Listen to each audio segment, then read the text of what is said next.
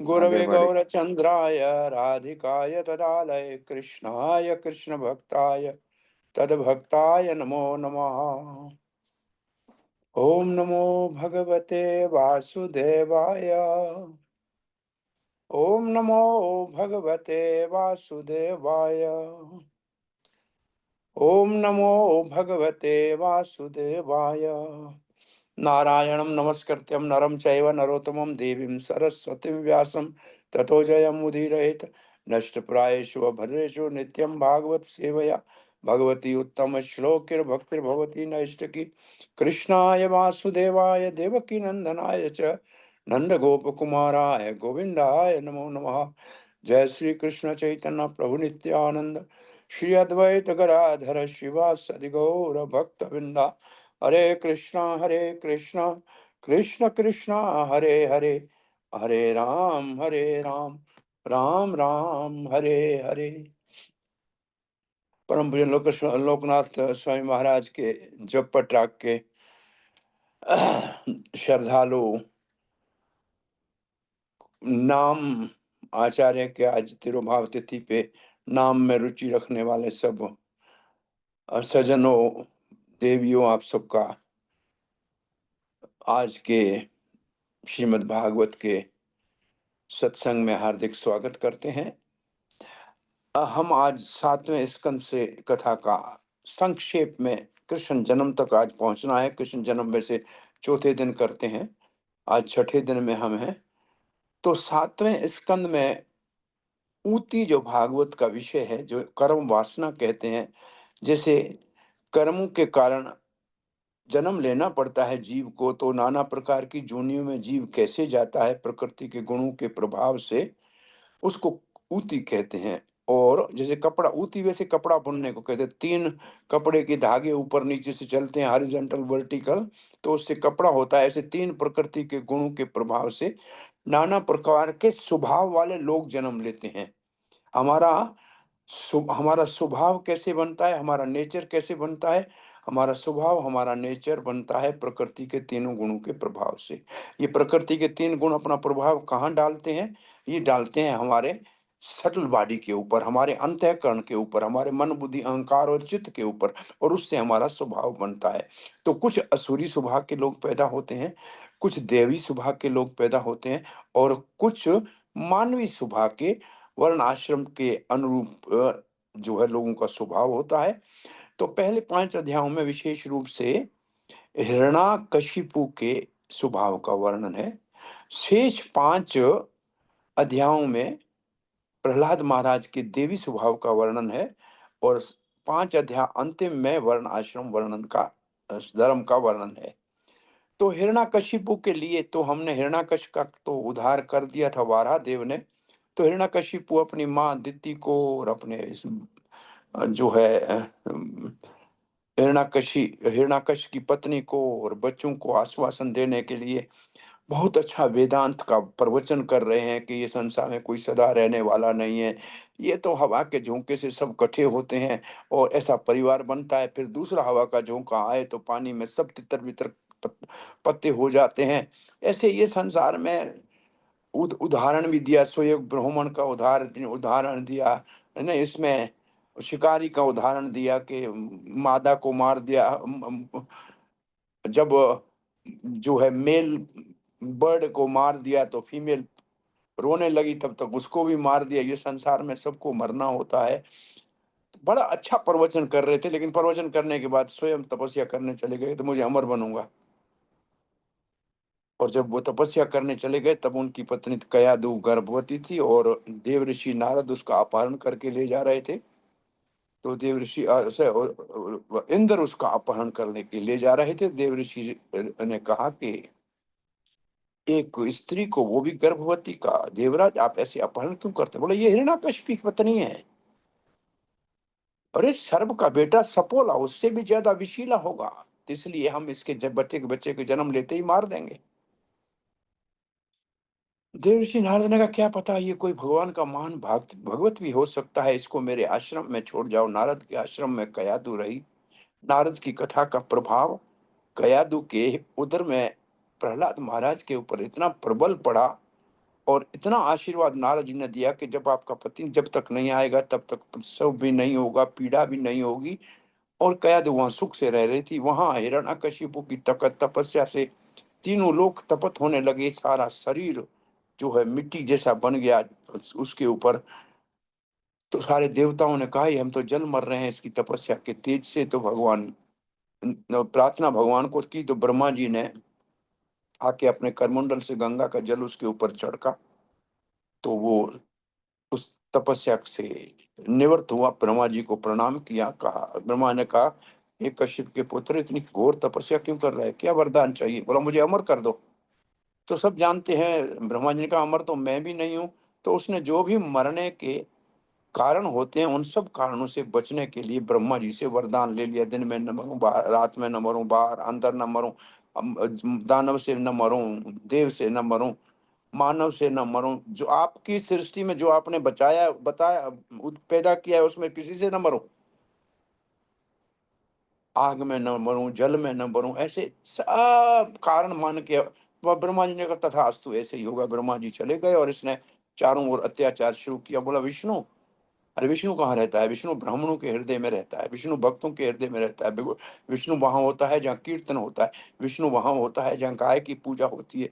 तो ऐसे सब स्थानों को ही समाप्त कर दो, तो फिर ये देवता ही नहीं रहेंगे तो इनका स्वामी विष्णु कैसे रहेगा? अत्याचार शुरू कर दिया परीक्षा। और फिर प्रश्न ये आता है कि इतना अत्याचार कर रहा है, तो सारे देवता भगवान के पास गए कि अब हम क्या करें? भगवान ने कहा, कोई बात नहीं, मैं जानता हूँ जिस दिन वो अपने पुत्र का के जो महान भक्त है उसके प्रति अत्याचार करेगा तब उसको मरा हुआ समझना। तो परीक्षित महाराज कहते हैं, अरे, कोई अपने पुत्र से सब स्नेह करते हैं, पुत्र के साथ अत्याचार कैसे करेगा? पुत्र को कैसे तकलीफ देगा? तब नारद जी कहते हैं, कयादु जब अपने घर गई तो ये जो था छोटा पुत्र है इसको जन्म दिया, और इन सब बच्चों को पढ़ने के लिए षंड और अमर्क जो शुक्राचार्य के पुत्र हैं उनके पास भेजा गया। कुछ दिनों के बाद प्रहलाद घर में आया तो पिता ने गोद में उठा के पूछा, बेटा क्या शिक्षा लेके आए? बोला, पिता, ये संसार छोड़ के वन में जाना चाहिए, हरि का भजन करना चाहिए। ये जीवन में ऐसे सारी उम्र ऐसे राज करने से और भोग करने से किसी को सुख नहीं मिलता है। तो हंसने लगा हिरण्यकशिपु, लगता है कि हमारे बच्चों की स्कूल में कोई विष्णु का जासूस आया हुआ है, कोई वहां षड्यंत्र चल रहा है। अरे मर्क, ध्यान रखना, बच्चे को किसने ऐसा सिखाया? इसको सारा धर्म, अर्थ, काम, मोक्ष, राक्षस धर्म सिखाओ। फिर कुछ दिनों के बाद प्रहलाद महाराज जब लौट के आया, माँ कयादु ने स्नान कराया, पिता की गोद में बैठा। बोला, अब बेटा क्या सीख के आए हो? बोला, श्रवणम कीर्तनम विष्णु सुमरणम पाद सेवनम अर्चनम वंदनम। नीचे फेंका जैसे कोई सपोला हो गोद में बैठा हुआ। अरे दुष्ट, विष्णु भक्त हो गया। अब कुल्हाड़ी में लकड़ी होती है अपनी, तो वही पेड़ को काटती है। ये तो हमारे कुल का घातक है, हमारे शत्रु का मित्र बन गया है, इसको मारना, इसको मार दो। मारने के लिए सब प्रयास किया गया, हाथी के पांव के नीचे कुचलना, पहाड़ की चोटी से नीचे गिराना, समुद्र में डुबाना, आग में जलाने के लिए तो होलिका के साथ बिठाया, सांपों से कटवाया, लेकिन उसके मुख से हर वक्त हरे कृष्णा, हरि बोल, नारायण नारायण ऐसे भगवान के नाम निकल रहे थे। तो कहीं से मरा नहीं। अरे होलिका मर गई, अग्नि का उसको साड़ी पहनी हुई थी, फायर प्रूफ, वो तो प्रहलाद के ऊपर आ गई, प्रहलाद बच गया, वो मर गई, हाय हायकार हो गया। तब हिरण्यकशिपु बोले, ऐसे लगता है ये मरता नहीं है, क्या ये मेरे मौत का कारण बनेगा? भगवान ने लिख लिया, ये हिरण्यकशिपु मेरा भक्त है, ये कहता है कि मेरे मौत का कारण बनेगा, तो बनना ही चाहिए, ये इच्छा भी पूरी कर देंगे इसकी। और उस वक्त छंड और अमर ने कहा, महाराज आप चिंता मत करें, हम ले जाते हैं, हमारे पिताजी आए, छोटा बच्चा है, इसको हम सिखा लेंगे, आप जो इसकी चिंता मत कीजिए। और ये छंड और अमर को उनको जब ले गए, तो छंड और अमर को प्रसाद खाने के लिए गए, तो पीछे इन बच्चों को भी कहते हैं, कुमारम आचरेत धर्म प्रज्ञान भागवतम। अरे 5 साल की उम्र से भागवत धर्म का पालन करना चाहिए। अल्प जीवन जरूर है, परंतु इससे बड़ा लाभ होता है, अर्थदम है। साधु का संग करना का ये जीवन है कितना, 100 साल, 10 साल बचपन में चले जाते हैं, 20 साल बुढ़ापे में चले जाते हैं, और शेष आयु जो बचती है उसमें अगर भोग में लग जाए आदमी तो बचेगा क्या जी? सो आधे 30 साल तो सोने में चले जाते हैं। तो बचता क्या है आपके पास? उस बचे हुए में जब आपके अंदर शक्ति है, तब आप सत्संग नहीं करते हैं, संकीर्तन नहीं करते हैं, हरि कथा नहीं सुनते हैं, तो आपका जीवन तो व्यर्थ जा रहा है। सब बच्चों ने कहा, हमको तो ये नहीं सिखाया। आप कहाँ से सीख के आए? हमारे गुरु ने नहीं सिखाया। बोला, मेरा गुरु नारायण का शिष्य साक्षात नारद है। बोला, तुम इतने छोड़ कहाँ गए थे नारद के पास? बोला, मेरी माँ नारद के आश्रम में जब कथा सुनती थी, तो मेरी माँ को तो भूल गया, लेकिन मैं उस कथा को जानता हूँ, और ये भक्ति सबसे उत्तम साधन है। अब तो सारे भक्त कीर्तन करने लगे। चंड और अमर का तो भोजन आधे में रहा, भागते हुए आए, देखा तो सब कीर्तन कर रहे हैं, अकेला नहीं, पूरे पूरे क्लास को ही प्रचार कर लिया। कहा कि कहाँ से सिखाया है, किसने सिखाया है? बोला, ऐसे अपने आप कोई नहीं सीखता है, किसी के कहने से भी नहीं सीखता है, दोनों मिलके भी नहीं सीख सकते हैं। ये अदांत गो जिनकी इंद्रियां वश में नहीं है, वो तो चरवन पुरन चरव चरवत पुनः चरवत ही, वो तो चूसे को चूसते हैं गने की तरह। ये किसी के बस की बात नहीं है। हिरण्यकशिपु ने पूछा कि तुम कहाँ से सीखा, और नहीं बताया। भगवत गीता में भगवान ने कहा है, श्रद्धालुओं को मेरी कथा भक्ति प्रेम अनुवत बताना। प्रहलाद महाराज ने नहीं बताया, और श्रद्धालु बच्चे मिले तो पूरा प्रवचन कर दिया। बड़ा अच्छा उदाहरण प्रहलाद जी ने प्रस्तुत किया। अब तो हिरण्यकशिपु उसको कहते, दुष्ट तुम्हारी शक्ति आती कहाँ से है? बोले, जहाँ से आपकी आती है, जहाँ से सबकी आती है। बोला, कहाँ है तुम्हारा भगवान? बोला, सर्वत्र है, कहाँ नहीं है? बोला, इस खंभे में है। बोला, है ना। और उस खंभे को गिराने के लिए जैसे आगे बढ़ा हिरण्यकशिपु, सत्यम विधातुम निज भर भृत्य भाषितुम, अपने भक्त के वचन को सच करने के लिए खंभे के अंदर से अद्भुत रूप से, न मनुष्यम न मृगम, न तो शेर था और न मानव था, आधा शेर आधा मानव के रूप में नरसिंह आदि भगवान की जय, और प्रकट हुए। प्रहलाद का वचन है कि इसमें है, उसको सत्य किया। हिरण्यकशिपु तो भगवान का भक्त है और जय है। उसने कहा था इसी के हाथ में, इसी के कारण मरेंगे, उसका वचन भी सच कर दिया। और ब्रह्मा जी का वचन भी सत्य किया, उनके दिए हुए किसी वचन को नहीं तोड़ा। सजीव वचनों की रक्षा करते हुए, न बाहर न अंदर मारेंगे, न दिन में मारेंगे, न रात में मारेंगे, थोड़ी देर खेल करेंगे, थोड़ी देर उनसे लड़ने का आनंद लेंगे, क्योंकि इसी के लिए तो विष्णु ने ये लीला रची थी कि कोई मेरा अपना ही मेरे साथ लड़ सकता है द्वारपाल, और कोई तो को नहीं लड़ेगा। लड़ने का आनंद लेने के बाद जब उचित समय आ गया, जहाँ ब्रह्मा जी के वचन का कोई खंडन नहीं हो सकता है, तब अपनी गोद में उठा के और ना अपने नाखून से उसका पेट चीर दिया, उसके आंतों की माला गले में डाल दी, और बहुत ही रौद्र रूप धारण कर लिया। नरसिंह देव का ये क्रोध का रूप था। सारे देवता ब्रह्मा शिव इंद्र चंद्र वरुण फिर गंधर्व सिद्ध, ये सब वहां आ गए, और हाथ जोड़ के जैसे कोई प्रार्थना करे, और नरसिंह देव क्रोधित होते जाएं, और सबकी प्रार्थना से संतुष्ट नहीं हुए, तो प्रहलाद को ब्रह्मा जी ने कहा, आपके लिए अवतार लिया है, आप इसको शांत कीजिए। लक्ष्मी को कहा, लक्ष्मी भी आके बढ़ के कहती है, नहीं आज इनका मूड ठीक नहीं। सो प्रहलाद महाराज जैसे प्रणाम किया, गोद में उठा के उसको चाटने लगे, कहते, क्षमस्व माम पुत्र, मुझे क्षमा करना, मेरे को आने में देर हो गई, मेरे कारण आपने बहुत कष्ट सहे हैं। और उस समय भगवान के मन में एक इच्छा उत्पन्न हुई कि बच्चा माँ बाप के गोद में बहुत आनंद लेता है, मेरा तो माँ बाप ये खंभा है, मैं अगली बार माता पिता को पहले धरती पे भेजूंगा। रामचंद्र के रूप में आए तो बड़ा सुख लिया माता पिता के, तीन तीन माताओं के गोद का। फिर सखाओं में इतनी संतुष्टि नहीं मिली, सब विभीषण हो या सुग्रीव हो या जो है तो निषाद राज गुहा, वो हाथ जोड़ के खड़े होते हैं, तो राम जी ने कहा, अगली बार सखे बराबर के होने चाहिए, जिनके साथ छोटा बड़े का नहीं, बराबरी का हो, प्रणय का भाव हो।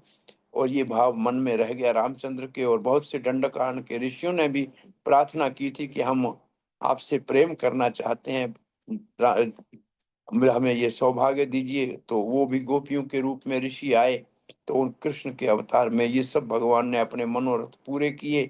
मित्र भी बड़े मिले बराबर के, और गोप का बहु जो जो है बहु माधुर्य रस के भक्तों के साथ रसास्वादन किया, बहुत शौक किया और परख किया भाव का।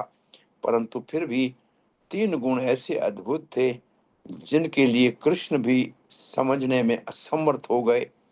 राधा के प्रेम की सीमा, अपने रूप की माधुरिमा और राधा के सुख अनुभूति को नहीं जान पाए, क्योंकि वो आश्रय है, प्रेम का धाम है। और भगवान तो विषय है, विषय आश्रय की बात नहीं मान पाए, तो वो चैतन्य महाप्रभु के रूप में प्रकट हुए, जिनके आज करुणा कृपा हरिदास ठाकुर नाम आचार्य का तिरुभाव तिथि पे व्यक्तिगत रूप से भक्त वत्सल भाव से कैसे उन्होंने किया, हम महाराज जी के मुख से सुन रहे थे। अब तो प्रहलाद महाराज बहुत अच्छी प्रार्थना करते हैं, कहते हैं कि आप ब्राह्मण पंडित विद्वान को नहीं मिलते, और नहीं ऐसे होता तो मुझ जैसे असुर कुल के असुर कुल तीर्थ कर पवित्र करने वाले, मैं एक असुर कुल का बालक हूँ, अनपढ़ा हूँ, जानता भी हूँ, कुछ बच्चा हूँ, उसके लिए कैसे आए? इसका मतलब आप भक्ति से ही प्रसन्न होते हैं। और फिर बहुत सुंदर प्रार्थना प्रहलाद महाराज की है कि प्रयास ज्यादा नहीं करना चाहिए, कर्मों का जो सुख दुख है अपने आप आता है, दुख के लिए कोई प्रार्थना नहीं करता है। अब नरसिंह महाराज शांत हुए, कहा प्रहलाद अब आपको इस गद्दी के ऊपर बैठना है, कुछ वरदान मांग लो। बोला वरदान मांगू, भक्ति करूं और उसके बदले में कुछ मांगू? को ये तो बनिए का बनिया हो गया, पैसे दे के सामान लेता है। नहीं नहीं, भक्ति प्रेम से की जाती है, मुझे उसके बदले में कुछ नहीं चाहिए। तो उस वक्त मुझे अगर वरदान देना है तो ये वरदान दो कि मेरे के मांगने की इच्छा ही ना हो। लेकिन जब महाराज भगवान ने कहा कि प्रहलाद अब तुमको राज करना है, तब प्रहलाद महाराज कहते हैं कुछ वरदान दे दीजिए। बोला अभी तो कोई वरदान नहीं मांग रहे थे, अब क्यों वरदान मांग रहे हैं? बोला अब ये वरदान दे दीजिए कि ये मेरा पिता जो आपका द्वेषी था, इसका उद्धार कर दीजिए। भगवान हंसने लगे, प्रहलाद तेरे कुल में 21 पीढ़ियां, तुम्हारे मात्र और पितृ कुल की सबका उद्धार कर दूंगा। आप इसकी चिंता मत कीजिए, जिसके घर में एक भक्त पैदा होता है उसके 21 पीढ़ियों का उद्धार हो जाता है, उनकी सदगति हो जाती है। उसके बाद प्रहलाद महाराज राजा बनते हैं, और प्रहलाद महाराज का राज शासन का वर्णन है। तो एक बार दत्तात्रेय से मिलते हैं और कहते हैं आप इतने मोटे तकड़े हो, कुछ करते नहीं हो, इतने आनंद में कैसे हो? तो दत्तात्रेय ने प्रहलाद महाराज को बहुत सुंदर उपदेश दिया है। और उस आनंद का अनुभूति के बाद ऐसी हमको अनुभूति कैसे मिले, ऐसा परीक्षित महाराज के ऐसा महाराज युधिष्ठिर के मन में प्रश्न उठाया ये कथा सुनकर। क्योंकि ये कथा 7वें स्कंद की पूरी हस्तिनापुर के राजमहल में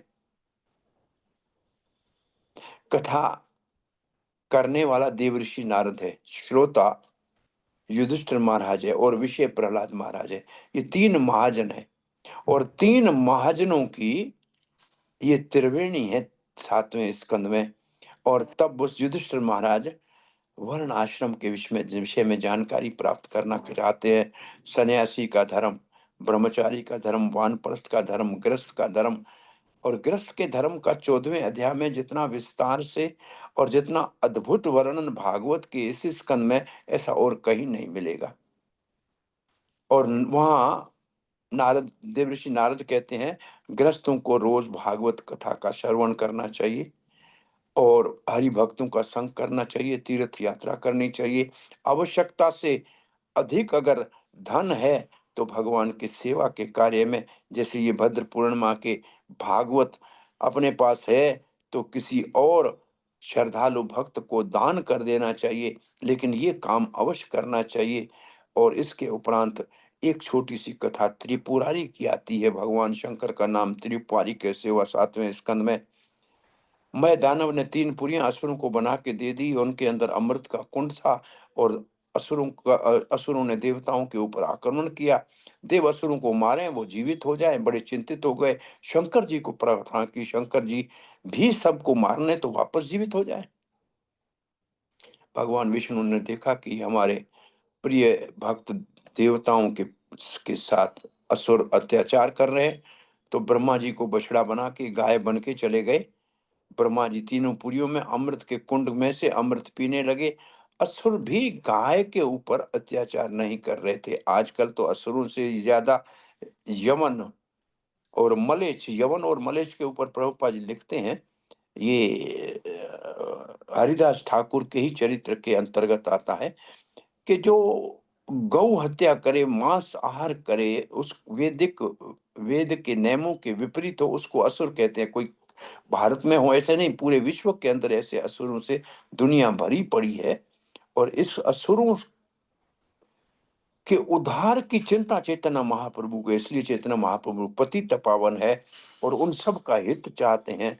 और हरिदास ठाकुर उसके लिए कुछ उदाहरण दे रहे हैं कि कैसे हराम कहने से हाय राम हो जाता है, रथ और महिषी कहने से राम हो जाता है, नाम आभास से भी मुक्ति मिल सकती है।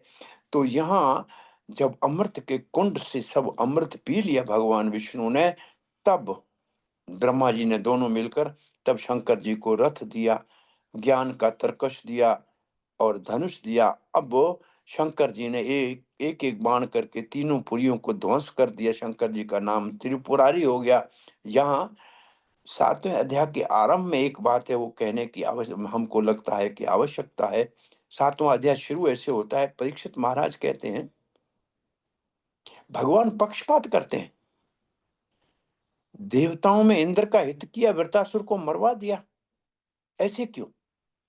तो सुखदेव महाराज कहते हैं कि नहीं, ये गुणों के प्रभाव से व्यवहार में परिवर्तन आता है, लेकिन भगवान हर एक के इच्छा के अनुरूप उसके साथ व्यवहार करते हैं। जैसे ये था माम प्रपद्यन्ते, और जब जब रजोगुण की प्रवृत्ति वृद्धि होती है तो असुरों का संरक्षण होता है, तमोगुण की वृद्धि होती है तो राक्षसों का समय आता है, सतोगुण की वृद्धि होती है तो देवताओं का संरक्षण होता है।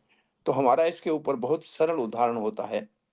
बिजली एक ही खंभे से आती है, लेकिन बल्ब में रोशनी देती है, लाउड स्पीकर से साउंड को बढ़ाती है, पंखे से हवा को बढ़ाती है, हीटर में गर्मी देती है, एसी में ठंडा देता है। तो क्या इसमें बिजली का दोष है? नहीं, यंत्र का अंतर है।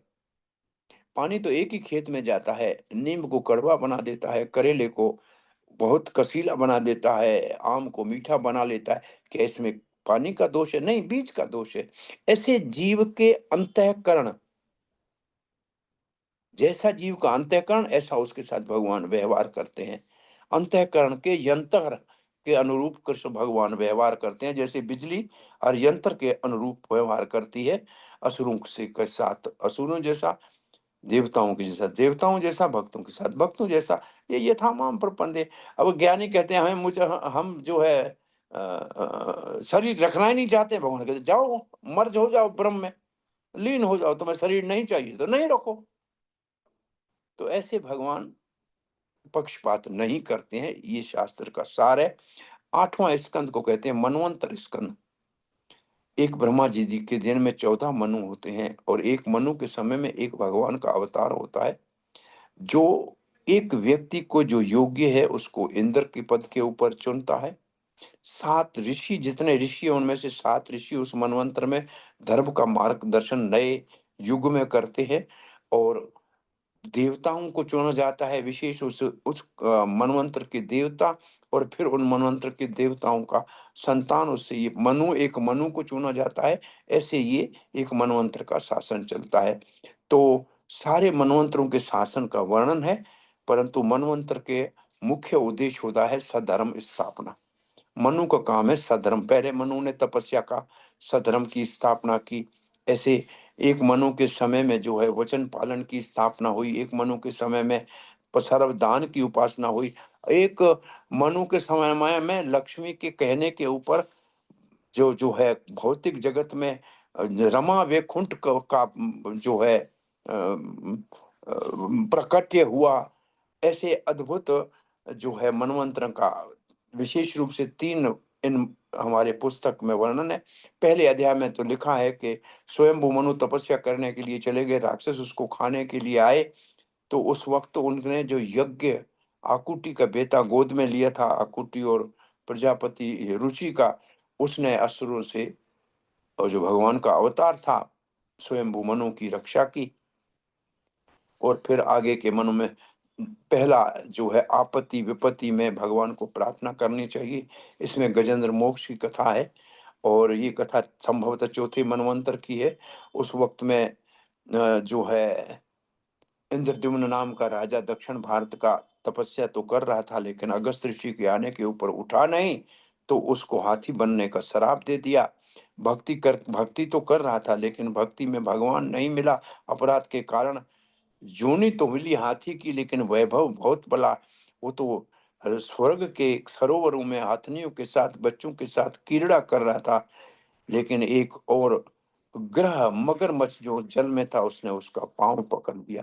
वो मगरमच्छ भी एक शापित गंधर्व था। हाँ हाँ। और वो असित ऋषि के पाँव को स्नान करते हुए जल में पकड़ लिया था। बोला, जा मगर की जोनी में। उसने क्षमा याचना बहुत मांगी थी, लेकिन महर्षि ने कहा, ठीक है, तुम मगर तो बनोगे, लेकिन जब हाथी के पाँव को पकड़ोगे तब भगवान विष्णु तुम्हारा उद्धार करेगा। तो ये लीला है। अब हाथी की हथनियों ने बहुत प्रयास किया। जल में रहने वाला मगरमच्छ का बल बढ़ रहा था और धरती पे रहने वाला हाथी का बल क्षीण हो रहा था। सब साथी साथ छोड़ के चले गए।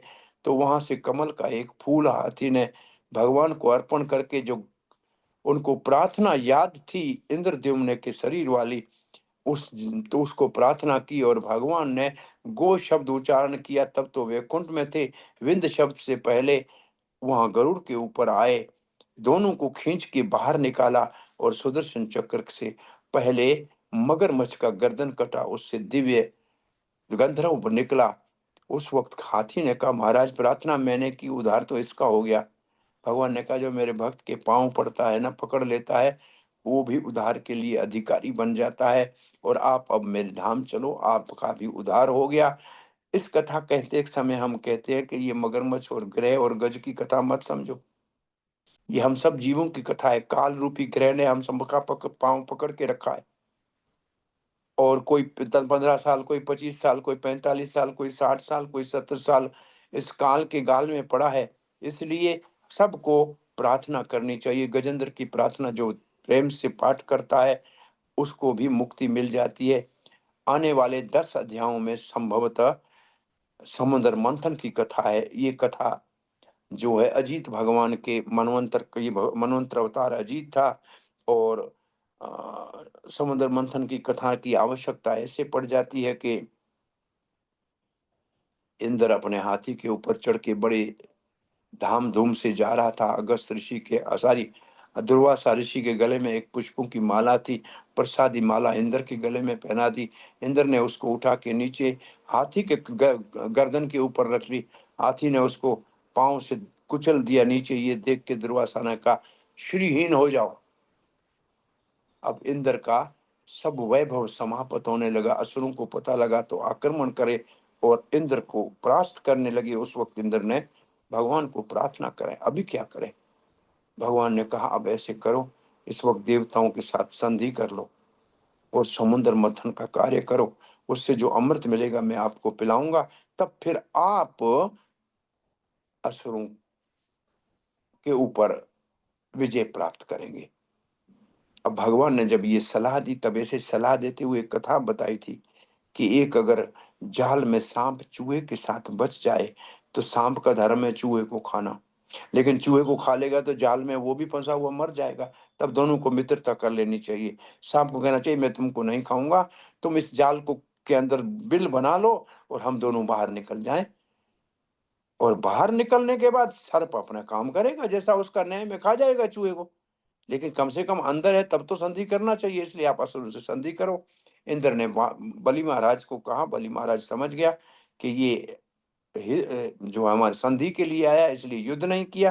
कहा, अमृत दोनों मिलके पिएंगे। दोनों मंदराचल पर्वत को उठाने के लिए गए। दोनों से मिलके नहीं उठा, उनके ऊपर गिर रहा था। तब भगवान ने प्रकट होके उस समुद्र को, उस मंदराचल को अपने गरुड़ की पीठ पे रखा, सहायता करके लाके क्षीर सागर में स्थापित किया। और फिर कहा गरुड़ को कि तुम आप थोड़ी देर के लिए चले जाओ, क्योंकि वासुकी को रस्सी बनाना था और सांप तो गरुड़ के सामने आएगा नहीं। गरुड़ घूमने गया, वासुकी आया। दोनों ने कहा, आप इस मंदराचल की रस्सी बन जाओ, मंथन करेंगे तो आपको भी अमृत पिलाएंगे। वो भी इस लोभ में आ गया और उसने लपेट लिया। देवताओं को भगवान ने कहा, जब तक अमृत न निकले तब तक आप शांत रहना, कोई झगड़ा मत करना। तो देवता मुख की तरफ खड़े थे। देवताओं असुरों ने कहा, हम आपसे बड़े शक्तिशाली है, मुख की तरफ हम खड़ेंगे, देवता पूछ की तरफ चले गए और समुद्र मंथन का शुरू किया तो समुद्र के नीचे कोई सहारा नहीं था, धंसने लगा। तो कच्छप का भगवान ने अवतार लिया, अपनी पीठ के मंदराचल को धारण कर लिया और थोड़ा भी हिला तो भगवान कच्छप के तो पीठ पे ऐसे खुजली होने लगी जैसे माँ बच्चे का सर खुजला रही है, और सो गया। नींद आ गई कच्छप जी को। फिर भी ऊपर से हिल रही है चोटी, तो भगवान ने 1000 हाथों से उसको पकड़ लिया। लेकिन फिर दोनों असुर और देवता खींचातानी नहीं करने, भगवान ने रजोगुण में के प्रभाव से असुरों में प्रवेश किया, सतोगुण से देवताओं में। अब घोर मंथन शुरू हुआ। उस वक्त वासुकी के मुख से विष निकला, मुख वाली तरफ वाले काले जले हुए लकड़ी जैसे हो गए। एवं तो अच्छा हुआ पूछ वालों के ऊपर कम प्रभाव पड़ा। उस वक्त पहला हलाहल विष निकला, हाहाकार मच गया, ये तो विश्व इनका विनाश हो जाएगा। तब भगवान ने कहा कि शंकर जी का वहां जाओ, शंकर जी को बुला कर लाओ, इस संकट से वही बचा सकते हैं। पार्वती से शंकर ने पूछा, इनके ऊपर संकट है। पार्वती ने कहा, परोपकार करना है पतिदेव, आप अवश्य जाइए। शंकर जी ने आके दोनों अंजलियों में वो सारा विष हलाहल भर लिया और उसको पान करने के समय कहा कि कंठ में तो रख नहीं सकता हूँ, क्योंकि जीभा के ऊपर सदा राम नाम रहता है, और हृदय में अंदर भी नहीं ले जाऊंगा, वहां तो भगवान रहते हैं, इसलिए कंठ में ही रोक लिया और कंठ नीला हो गया। आज शंकर जी का नाम नीलकंठ महादेव हो गया। थोड़ा सा विष धरती के ऊपर अंगुलियों के बीच से गिरा, उससे विषीले बिच्छू, सांप, विषीले औषधियां ये सब बन गई। आज विष पीकर भी शंकर महादेव बन गया। और फिर 14 रत्न निकले, उनमें से एक विष है। 3 मुख्य रत्न है। सुरभि गाय मिली जो ऋषियों को दिया, जिसके द्वारा धर्म का पालन होता है।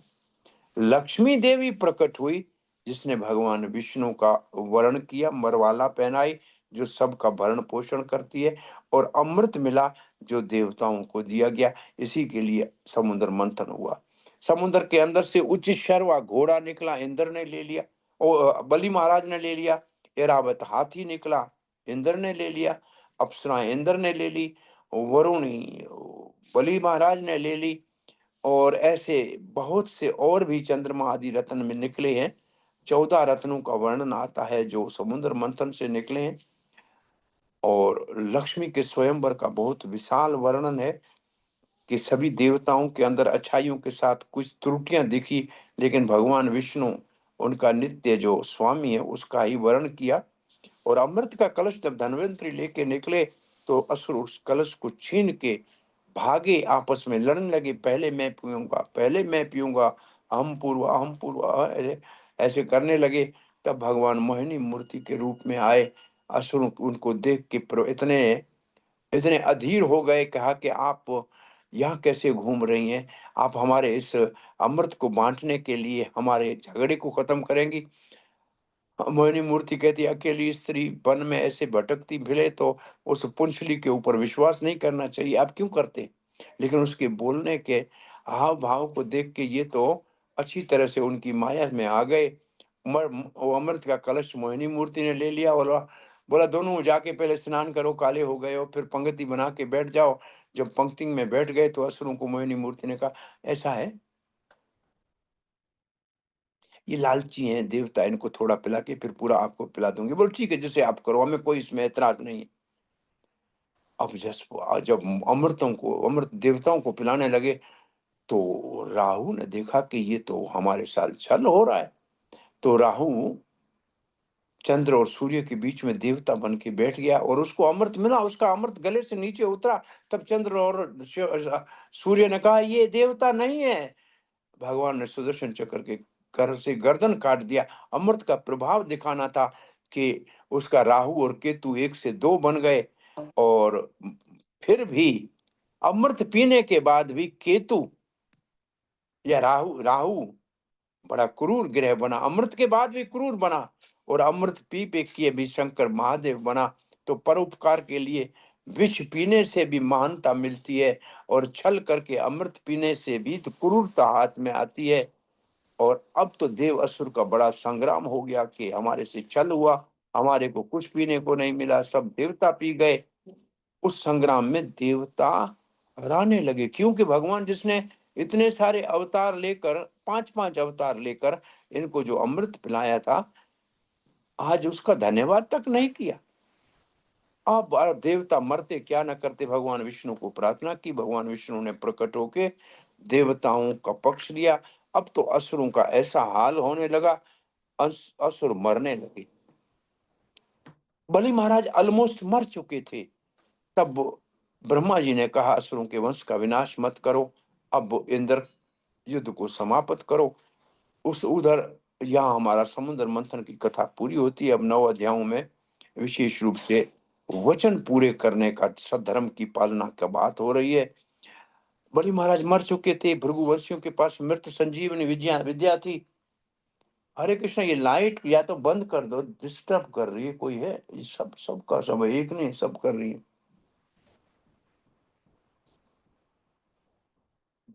हरे कृष्ण।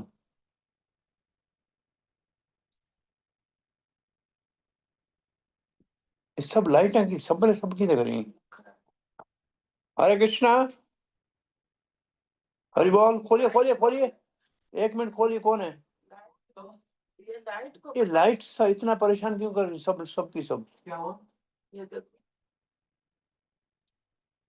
खराब हो गई हमसे। हाँ।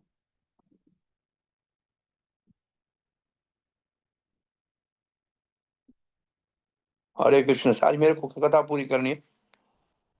सो बलि महाराज का जीवित कर दिया। बलि महाराज जीवित हो गए तो ब्राह्मणों से बड़े प्रसन्न हुए, और तब कहा कि महाराज हम आपको विश्वजीत यज्ञ कराते हैं।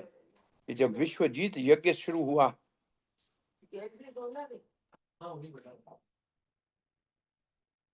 विश्वजीत यज्ञ किया, तो उस यज्ञ की पूर्णाहुति के समय यज्ञ के अंदर से एक रथ निकला, धनुष निकला, 2 तुणीर निकले, जिसके अंदर कभी बाण समाप्त नहीं हो सकते हैं।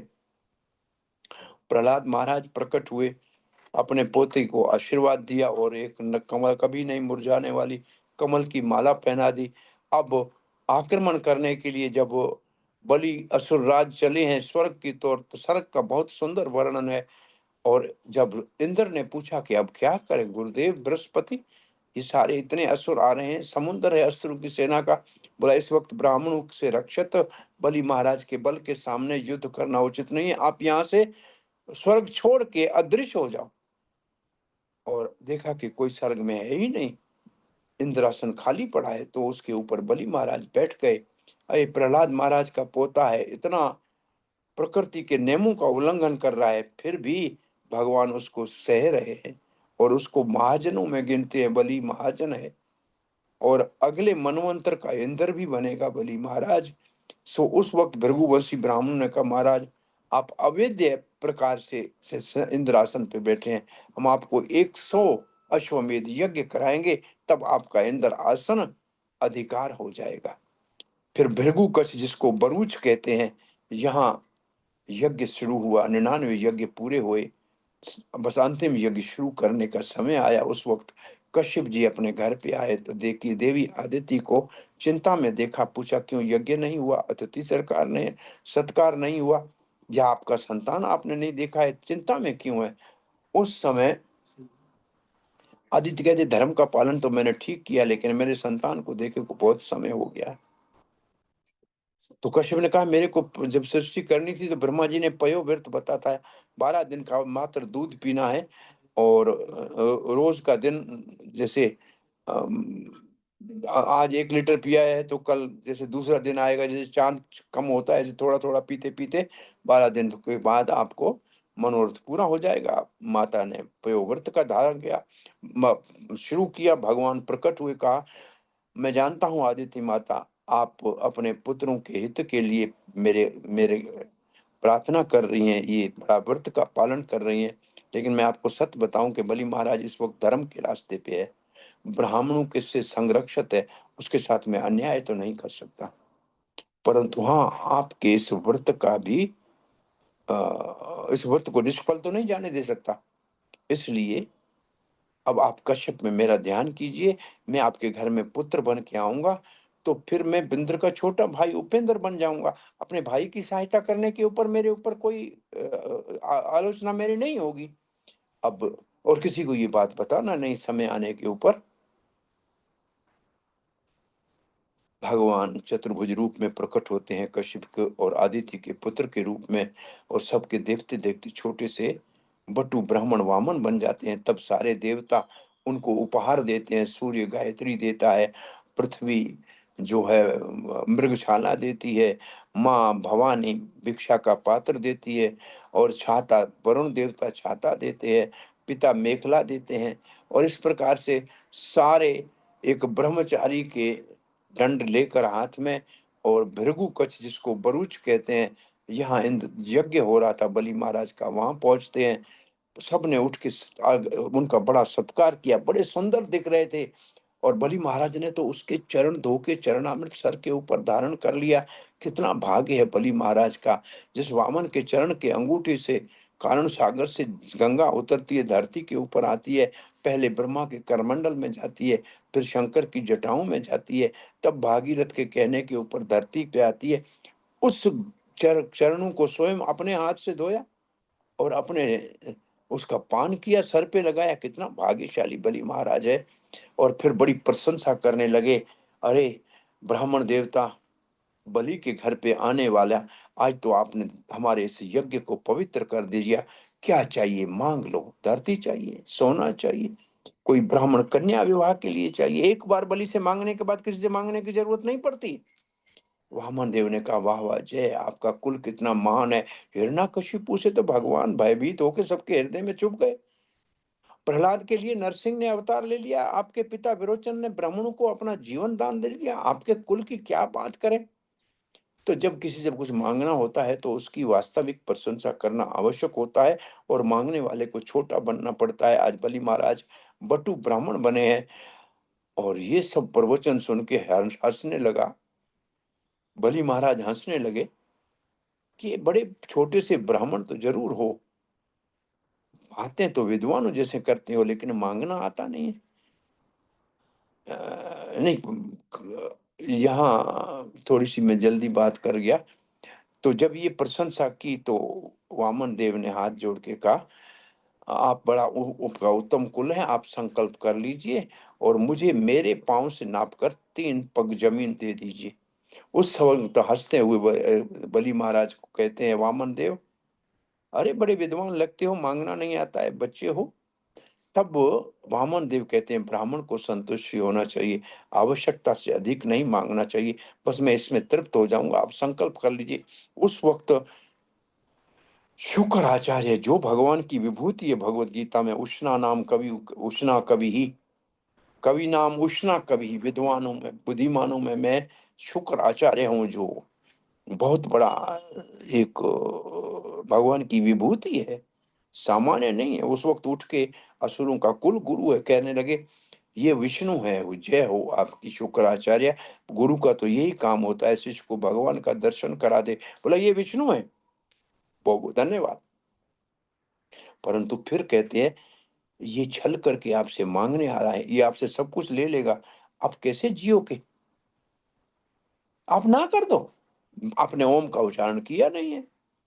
अरे विवाह में, संकट में आदमी अपने वचन से मुकर सकता है, इसलिए आप मैं अनमना कर दो। तब बलि महाराज कहते हैं, गुरुदेव आपको प्रणाम है, लेकिन ये पृथ्वी कहती है जूठे का भार मैं नहीं उठा सकती हूँ। मैं यम के दंड का भय मुझे नहीं है, मृत्यु का भय मुझे नहीं है, परंतु वचन तोड़ने का मुझे बड़ा खेद होगा। मेरा सब कुछ चला जाए तो चला जाए, लेकिन प्राण जाए वचन न जाए वाला, जैसे राम कहते हैं, ऐसे बलि महाराज ने अपने वचन को पूरा करने के लिए, विष्णु है तो विष्णु सब कुछ ले ले, फिर भी तो मेरे से मांगने ही आया है। भविष्य में मेरे नाम से संसार में लोग बलिदान कहेंगे। ये बलिदान हमारे तो भाषा में परिवाची शब्द हो गया है। अब भगवान संकल्प के बाद त्रिविक्रम बन गए। पहले पांव से धरती नाप ली, दूसरे से स्वर्ग आदि सब लोक मांग लिए। कहा, तीसरा पांव कहाँ रखूं? बड़े दानी बन रहे, अरे बांधो इसको, वर्ण फांस में बांध दिया। बड़े बड़े बड़े बड़े आप दानी तो बन रहे थे, अब तीसरा पाँव कहाँ रखूं, अपना वचन पूरा करो। बलि महाराज ने कहा हाथ जोड़ के, भगवान मैंने मेरे बाहुबल से पृथ्वी को जीता था, मेरे तप से और मेरे दान यज्ञ आदि शक्तियों से मैंने स्वर्ग आदि को जीता था, लेकिन दोनों को जीतने वाला मैं तो जीवित हूं ना। आज आपका तीसरा चरण मेरे सर के ऊपर रख लीजिए। बलि बलि ने अपना अहम भाव, कर्तापन भगवान के चरणों में अर्पण कर दिया। इसलिए बलि महाराज आत्मनिवेदन के आचार्य हैं, सर्वस्व भगवान को अर्पण कर दिया। उस वक्त पत्नी विद्यावली ने कहा, विंध्यावली, अरे पति देव, शरीर भी तो हमारा नहीं है, ये भी तो भगवान का ही है, जो भगवान मांगे उनको सब कुछ दे दीजिए। तो उस पत्नी ने समर्थन किया।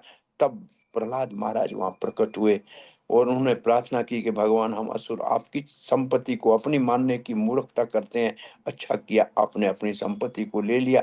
तब ब्रह्मा जी प्रकट होकर कहते हैं, भगवान इतनी कठोर परीक्षा भक्तों से मत लो, भक्तों को ऊपर कृपा करो, बलि महाराज ने सर्वस्व आपको दे दिया है, इसको इस फांस से मुक्त करो।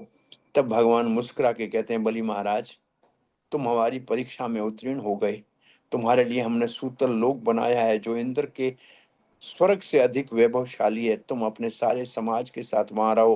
प्रहलाद महाराज, आप भक्ति का संग देने के लिए आप भी इनके संग जाओ, और मैं स्वयं द्वारपाल बन के आपके सूतल लोक की सुरक्षा का ध्यान रखूंगा, आप मेरा दर्शन करते रहना। आज बलि महाराज को भगवान ने सूतल लोक को दिया है और अपने वहां प्रहलाद के संग में वहां चले गए। भगवान जब वहां खड़े हैं, देवी लक्ष्मी ने देखा पति देव बहुत समय से वापस नहीं लौटे हैं, तो आती है बलि महाराज के वहां सूतल लोक में, ब्राह्मणी बन के आती है, कुछ दान मांगती है। बलि को रक्षा बंधन का है, राखी बांध देती है और कहती है कि भाई हो मेरा दान दे दो। तो बोला क्या चाहिए आपको, बोला ये पति है मेरा यहाँ द्वारपाल बन के बैठा है, इसको वापस मेरे को ले जाना है वैकुंठ। तो अभी भी 6 महीने भगवान बलि महाराज की सेवा में रहते हैं। तो यहाँ बलि महाराज के वचन पालन का कथा पूरी होती है। भगवान ने कहा आने वाले मनवंतर के आप इंद्र बनोगे। अब एक अध्याय में सत्यव्रत नाम का ऋषि स्नान करने के लिए नदी के किनारे गए, हाथ में मछली आ गई, उसको लेकर नीचे वापस फेंका तो मछली ने कहा मैं आपके शरण में हूँ महाराज, आप मेरी रक्षा कीजिए। ये भी वचन पालन की बात है। उसको घर में लाए, बड़ी परात में डाला, पानी में बड़ी हो गई, टांकी में डाला, टांकी भर गई, नदी में डाला, सेतु बन गई। तो बड़ा आश्चर्य हुआ, तुम मछली नहीं हो सकती हो, इतना बड़ी कैसे हो गई हो। तब मत्स्य अवतार में भगवान ने प्रकट होके कहा अभी ब्रह्मा जी को जमाई आएगी, यानिंग करेंगे, उस समय एक छोटा प्रलय होगा, उस वक्त चारों ओर जल निमग्न हो जाएगा, अंधकार हो जाएगा, सप्त ऋषियों का तेज ही तेज मात्र रहेगा।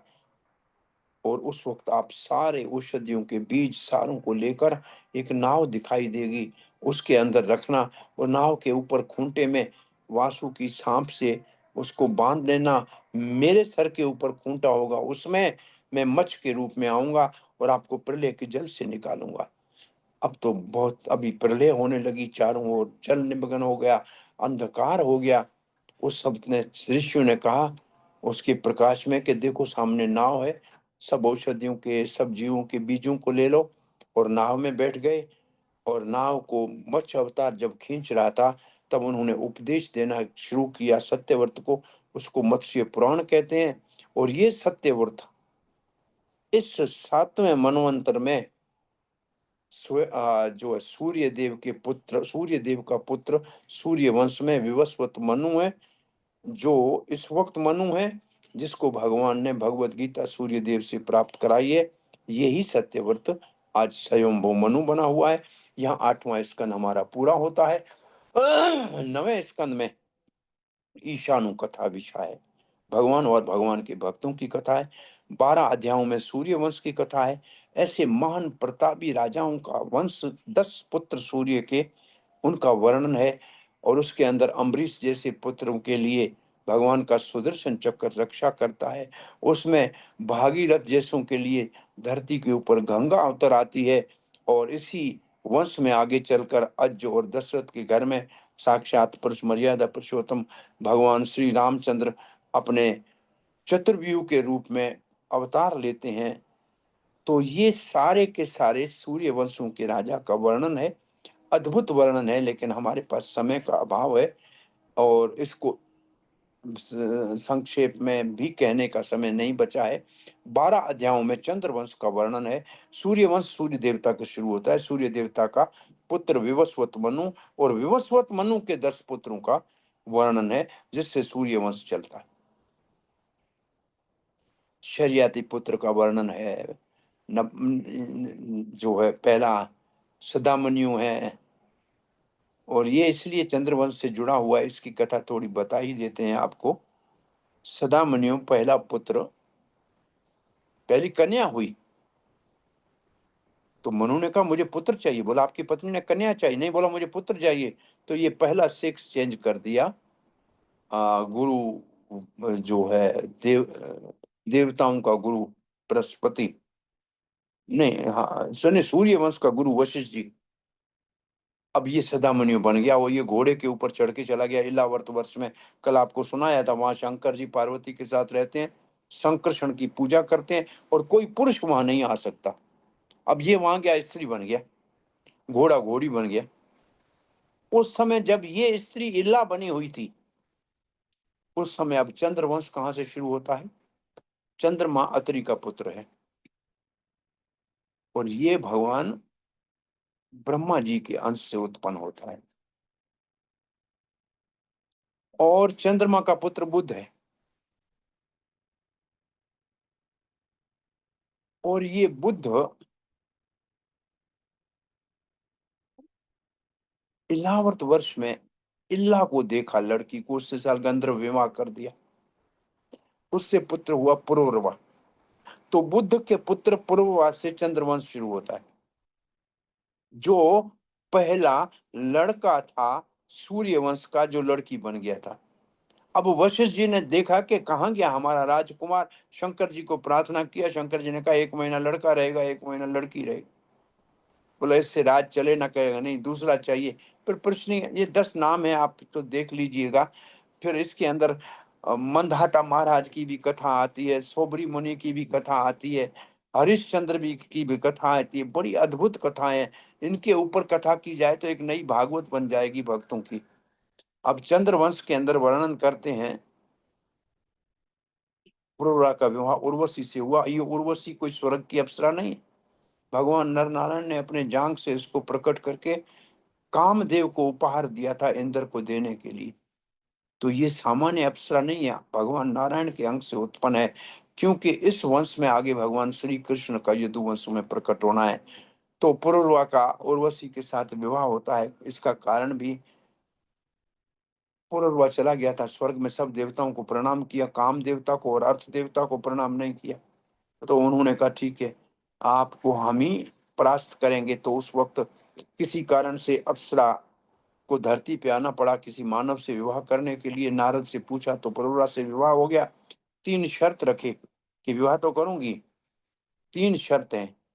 ये मैं भेड़ के बच्चे साथ लाई हूं, इनकी आपको रक्षा करनी है। खाऊंगी सिर्फ घी और कुछ नहीं खाऊंगी। देवता शुद्ध घी खाते थे, हमारे बड़े बुजुर्ग जब तक घी खाते थे तब देवताओं जैसे गुण थे। जब से तेल खाते हैं तब से तेल सबका निकल गया, अब दिन के तारे दिखाई दे रहे हैं। सो तीसरा ये है कि मैं आपको कभी निर्वस्त्र नहीं देखूं। पुरर्वा वही प्रेम से रह रहा था। उधर इंद्र ने कहा उर्वशी कहाँ चली गई, जाओ गंधर्व उसको लेकर आओ। अब गंधर्व ने प्रकाश, पहले तो भेड़ के बच्चे चुराए। तो उर्वशी ने कहा तुम तो स्त्री की तरह यहाँ बैठे हो चूड़ियां पहन के, मेरे बच्चे आपने वजदा किया था, बचाए नहीं। तो पुरवर जल्दी उठ के गया तो निर्वस्त्र देखा, तो उर्वशी चली गई। अब पुरवर उर्वशी को ढूंढते ढूंढते भटकते भटकते कुरुक्षेत्र में एक बार कुछ अन्य गंधर्वों के साथ उर्वशी दिखाई दी। उसने कहा नहीं, आपसे मुझे प्रेम है, कृपा करके आप मुझे छोड़ के मत जाइए, मेरा प्राण निकल जाएगा। कहा ठीक है, साल में एक बार मिलेंगे। और 6 पुत्र फिर उर्वशी और पुरुरवा के हुए। उसके बाद उर्वशी ने कहा तुम्हें मुझे चाहिए तो इनको कहो दे देंगे। उसने बहुत प्रार्थना की, उसने उर्वशी तो नहीं, अग्नि स्त्री दे दी, दूसरी कन्या। पहचान गया कि ये उर्वशी नहीं हो सकती है। तब उन्होंने यज्ञ किया, त्रेता युग शुरू हो गया था। तो ये तो फिर उस भोग के लिए हाल फिलहाल चला गया स्वर्ग आदि में। और इधर इसके वंश में आगे चल के एक महाराज ययाति होता है। अन्य इसके वंश में मेरे ख्याल में अनु अणु का, पुरु का, ये काफी कुछ वंश चले हैं। प्रियव्रत के 6 पुत्रों का वर्णन है। अब अपना इसका पुररवा के 6 पुत्रों का वर्णन है, उसके वंश आगे चले। फिर एक महाराज ययाति की कथा प्रसिद्ध रूप से आती है, जो मृगया करते हुए कुएं के अंदर एक लड़की को देखा, हाथ दे के बाहर निकाला। ये लड़की शुक्राचार्य की बेटी जो है देवयानी थी। देवयानी को देखा। ओ, टाइम ज्यादा हो गया है। अरे कृष्णा, नहीं उसमें तो है, लेकिन यहाँ के 45 कथा पूरी होती है। सो अब देवयानी और समृष्टा की कथा है, विश्वपर्वा महाराज की कथा है। और देवयानी का विवाह होता है ययाति के साथ। और फिर ययाति के जो वंश का वर्णन है, उसके अंदर यदु वंश और पुरु वंश दो चलते हैं उनके पुत्रों में से। और देवयानी का और विश्वकर्मा का दोनों का पुत्र है। पुरु वंश में आगे चल के पांडव होते हैं, कौरव होते हैं। और यदु वंश में आगे चल के देवमीड महाराज के 2 पत्नियां थी। एक से क्षत्रिय सूरसेन पैदा हुआ, उसका बेटा वसुदेव। और दूसरी तरफ वैश्य पत्नी से पर्जन्य का जन्म हुआ और उसके 5 पुत्र हुए। उसके बीच के पुत्र का नाम नंद था। तो ये दोनों यदुवंशी है, नंद भी यदुवंशी है और वसुदेव भी यदुवंशी है। दोनों का दादा एक है। और अब कथा आती है कि यद वसुदेव का विवाह देवकी के साथ हुआ। और उसके 7वें गर्भ के रूप में बलराम जी आए। और 8वें गर्भ में साक्षात भगवान श्री कृष्ण प्रकट होते हैं। और उनकी थोड़ी सी लीलाओं का वर्णन है। और यहाँ 9वां स्कंद पूरा होता है। तब परीक्षित महाराज कहते हैं, आपने सूर्य और सोमवश का इतना विस्तार से वर्णन किया है, लेकिन मेरा प्रिय कृष्ण, जिन्होंने मेरे पूर्वजों की रक्षा के लिए महाभारत में बड़े बड़े तिमंगल जैसे भीष्म, द्रोण, तटा, जयद्रथ, जला, गंधार, नीलोत्पला उनसे रक्षा की थी, मैं उनकी कथा को विस्तार से सुनना चाहता हूँ। उनके जन्म की कथा को। और ये बलराम 2 माताओं का बिना शरीर बदले कैसे पुत्र हो गया? रोहिणी का पुत्र भी आपने गुनाया, देवकी का पुत्र भी गिनाया, ऐसे कैसे हो सकता है? और भगवान की बाल लीलाएं सुनना चाहता हूँ। भगवान की कितनी रानियां हुई, द्वारका में क्या लीला की। अब ये प्रश्न बहुत जैसे पूछे परीक्षित महाराज ने, तो सुखदेव महाराज ने शुरू किया कि वसुदेव का विवाह कैसे देवकी के साथ हुआ। और जहेज में आते समय कंस कैसे घोड़े के लगाम पकड़े रथ को चलाया। आकाशवाणी ने देखा कि कंस इतना दयालु हो गया तो हमारे भगवान के आने में देर हो जाएगी। इसलिए आकाशवाणी हुई कि इसका 8वां गर्भ आपका, कंस आपका मृत्यु। तब तो असुर था। जब इच्छा के ऊपर विरुद्ध कोई बात हुई तो अपना असली रूप दिखाया, बस देवकी के बाल पकड़ लिए और आ, तलवार निकाल के उसको मारने लगा। वसुदेव ने साम दाम दंड भेद के द्वारा देवकी की रक्षा करना अपना धर्म माना। लेकिन कोई बात जब नहीं माना कंस, तो कहा इससे भय तो नहीं है ना, इसकी संतान से भय है। तो मैं आपको वचन देता हूं, जिनसे आपको भय नहीं है, वो सब बच्चे मैं आपको ला के दे दूंगा। जिसे भय है वो नहीं दूंगा, इसका अर्थ ये। वो ऐसी बात, संस्कृत में भाषा है जिसका अर्थ निकलता है जिनसे भय नहीं है वो सब दे दूंगा। और वह वसुदेव की बात के ऊपर कंस विश्वास करता था, इसलिए देवकी और वसुदेव को छोड़ दिया। देवकी की जान बच गई, दोनों अपने घर चले गए। और पहला बच्चा भी हुआ। और वसुदेव ने लाके कंस को दे भी दिया। कंस ने कहा इससे भय नहीं है, 8वें से भय है, ले जाओ वापस। उसने कहा ये क्रूर ऐसे क्यों कर रहा है? उस समय नारद जी ने आगे कहा, अरे भोजराज, देवता सारे मैं आ रहा हूं षड्यंत्र बना के जन्म ले रहे हैं यदुवंश में आपके विपरीत। ये विष्णु बड़ा छल करता है, पहला 8वां कुछ पता नहीं है। ऐसे क्यों कह रहे हैं नारद? क्योंकि नारद भगवान के आने में देर न हो जाए, जल्दी कृष्ण का प्रकट हुए, इसलिए कंस को ऐसे प्रेरणा दे रहे हैं। कंस ने वसुदेव देवकी को जेल में बंद कर दिया। अब कथा ब्रह्मा जी के पास पृथ्वी गई असुरों के बाहर के लिए। पुरुष सूक्त से भगवान का प्रार्थना की। क्षीर सागर के ऊपर भगवान ने दिखाई नहीं दिया। ब्रह्मा के हृदय में कहा कि मैं पृथ्वी के संकट से परिचित हूँ। अब मैं वसुदेव और देवकी के यहाँ प्रकट होऊंगा और आप देवताओं को कहो यदुवंश में प्रकट हो। तो ये बात भी अपनी जगह पे है। अब इसके बाद 6 पुत्र हुए जिनको षडगर्भा कहते हैं। ये मरीचि के पुत्र थे 6, जो ब्रह्मा के ऊपर हंसे थे, इसलिए हिरण्याकशिपु के यहाँ जिनको जन्म लेना पड़ा। और ये काल नेमि के पुत्र हैं जिनको अपने बाप से हाथों से मरने का श्राप हिरण्याकशिपु ने दिया है।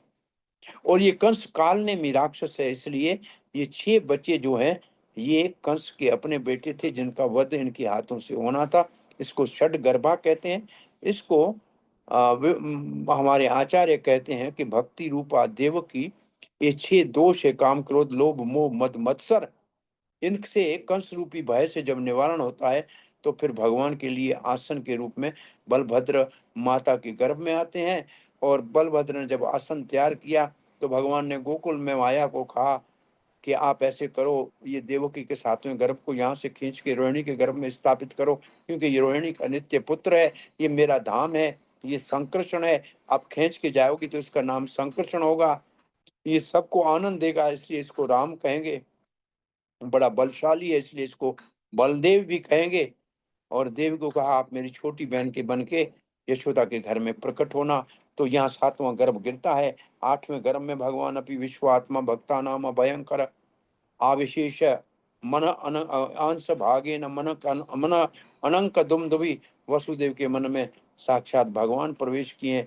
वसुदेव के मन से देवकी के उदर में चले गए और देवकी गर्भवती हो गई। कंस के आने के ऊपर कंस ने कहा स्त्री है, गर्भवती है, मेरी बहन है, नहीं इस वक्त मारना नहीं चाहिए। हो सकता है इससे प्रकाश निकल रहा है, चमक रही है, खुश है, ऐसी कभी नहीं थी, हो सकता है मुझे मारने वाला आ गया हो, लेकिन जब जन्म लेगा तब मारूंगा। भगवान जब किसी के हृदय में आता है तो कंस जैसा क्रूर भी कुछ नहीं कर सकता है। अब समय आने के ऊपर 8वां गर्भ अब देवकी के हृदय से प्रकट होगा चतुर्भुज रूप में। उस वक्त सब दिशाएं पवित्र हो गई।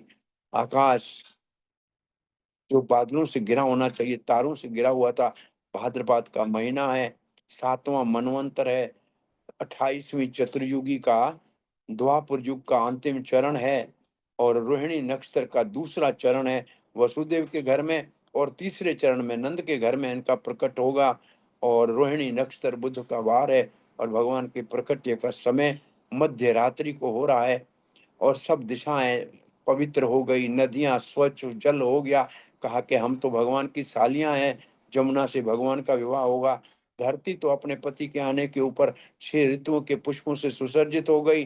दिशाओं ने कहा कि प्राची दिशा अगर देवकी है तो हम तो मासी हो जाएंगी, सब सुंदर हो गई। और भगवान जो अजन्मा है वो चतुर्भुज रूप में प्रकट हुआ और वसुदेव ने उसकी प्रार्थना की।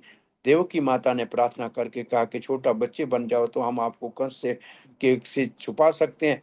इस भगवान के प्रकट से पहले सारे देवताओं ने आके गर्भ स्तुति की है, वो भी बड़ी अद्भुत है। कथा को यहाँ विराम देते हैं। यहाँ से आगे कल कृष्ण की इच्छा होगी तो भागवत की पूर्णाहुति करेंगे। और आल काल आप सब तैयार के हो के आना। सबको कम से कम 7 दिन कथा सुनिए, 7 भागवतों का संकल्प करके वितरण करने का प्रयास कीजिए। आप इस वक्त 780 लोग हैं, बाकी सब चले गए हैं, कोई बात नहीं, 900 लोग होते हैं। 9 सत्ते गिन लो कितना होता है, 60,000 से ज्यादा हो जाएंगे। आप कुछ कल संकल्प करके आना। इसके साथ आज की कथा को यहाँ विराम देते हैं। हरे कृष्णा।